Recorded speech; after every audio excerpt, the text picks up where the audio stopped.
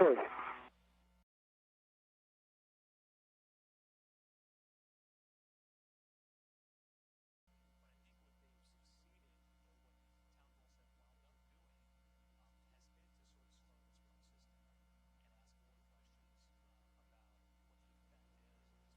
Okay, Danny, you now have a go to drive bolt 3 to the hard stop. I'll need torque and turns. Copy, torque and turns. Okay, Pat. That was about 2 turns. Got 11.9 torque and a green light. Okay, those are good numbers, Danny. You can reinstall your wobble socket and put the torque multiplier in the ATA lock bag. Good work. And with Danny Olivas driving bolt number 3 into the proper at the proper torque setting, the ammonia tank assembly is now firmly secured in the Port 1 truss of the International Space Station. At 7:24 p.m. Central Time, the new tank is in its parking place on the port side of the International Space Station's backbone.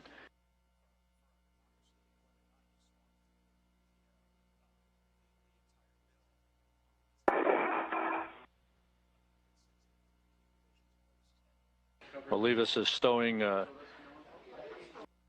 tool called a torque multiplier back in his crew lock bag. This was used to firmly plant his set of bolts in the correct torque settings as the ammonia tank assembly was firmly secured to its location, its installation location on the Port 1 truss. And Danny, understand that you are still with the torque multiplier, is what you said? Torque multiplier is now stowed. Thank you. Okay, your next, while Christopher's getting in the arm, is to attach an adjustable fuse tether to the ATA handrail. Good work. And I'm back in the arm. Okay, Christopher, if I could get a quick glove inspection from you. Okay, I have 2 good gloves. 2 good gloves. Okay, you can go ahead and GCA the arm, clear structure, and then give Kevin a go to maneuver to the old ATA setup position. Okay, Kevin, you just need to bring me 1 or 2 meters straight aft, station aft, and then do your job. Okay, I'll put that in work, Christopher. We're just putting the arm back in gear. Brakes are off. Pat, Danny, the adjustable fuse tether is attached to the ET handrail. Okay, I'm sure you heard our go for the connector, so the first thing is to remove the cap from ATA J2 and stow it on your fuse tether. Okay, J2's coming first.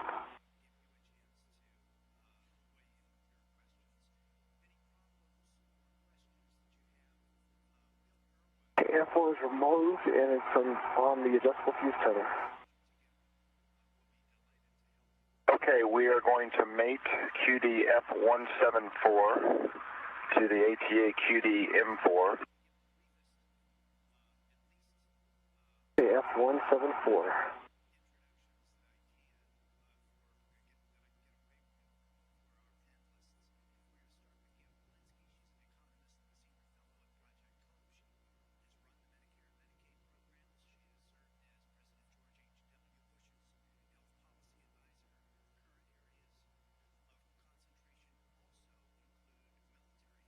Okay, I've got F174 in my hand. Okay, Danny, this, of course, is the one we work with. Okay, I'm ready with that. Okay, we're still going to run through this one more quick inspection of the QDs for FOD or damage. Okay, no FOD, no damage. Detemp button is up. 10 button is up.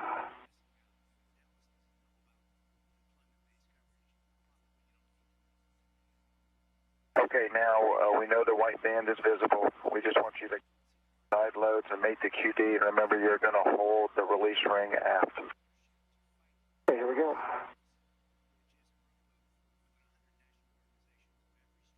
Out, Christopher. Load up the next one. All right, thanks. Okay, got a good mate. I see the Forward wideband visible. And I did not need to pull back on the release rings. Okay, Danny, stand by. Break Houston with this particular QD. Do we still want the snapback test? Yes, Pat, we do. Okay, copy. Danny, we'll take the snapback test. Here we go.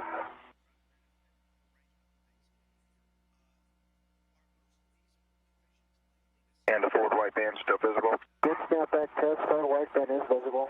Full test. Good full test. And now we're going to and a visual gap test. Good visual gap test. Okay, we're going to open the valve. I want you to assess the side loads, press the button down, and move the bail forward.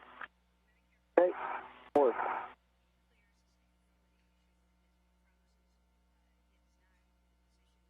Okay, that's complete. Check aft white visible, D10 button up. Half wideband visible, D10 button is up. Verify D10 button can be depressed. Can be depressed. And if you'll rotate the locking collar to the lock position. Okay, it's unlocked. Okay, that's good news. We've got that one done. If you'll replace the thermal booty and close the TA clamps as required. It works. And Houston copies, well done.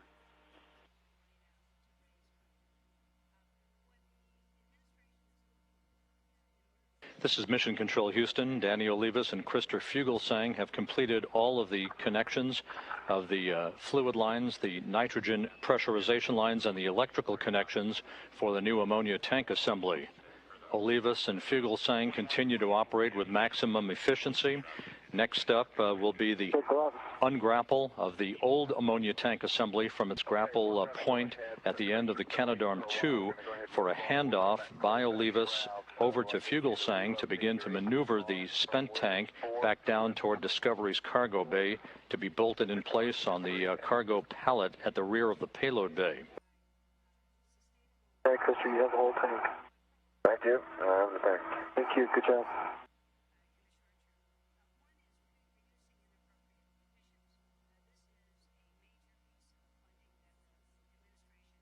So, Danny, if you feel like they're clear, then we can give Kevin a go to maneuver to the payload bay.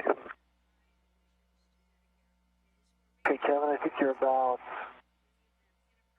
5 feet away from nadir of the truss and about 4 feet away from the stanchion camera system. Copy, thank you. And you were clear. Line into the payload bay. Okay, we're going to take him to a position to start a joint cast up. Thanks, guys. I'm going to hold off from egress in the EVA until the ammonia tank is out of the way. Sounds good.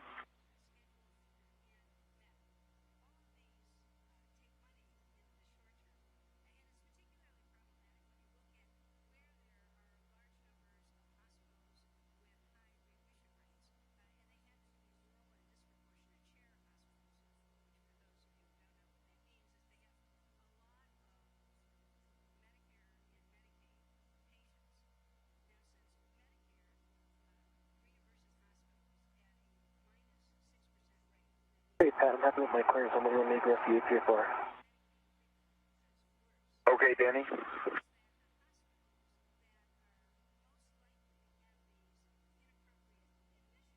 And once you're out and get your waist tether, then we're going to head back over and close the shroud.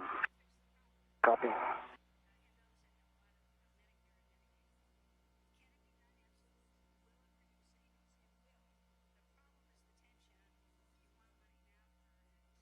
STS-128 mission specialist Christopher Fuglesang getting quite the view now as he makes his way back toward Discovery's payload bay with his spent ammonia tank assembly.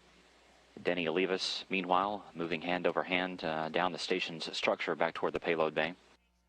Discovery and the International Space Station now passing 222 miles above the South Pacific Ocean.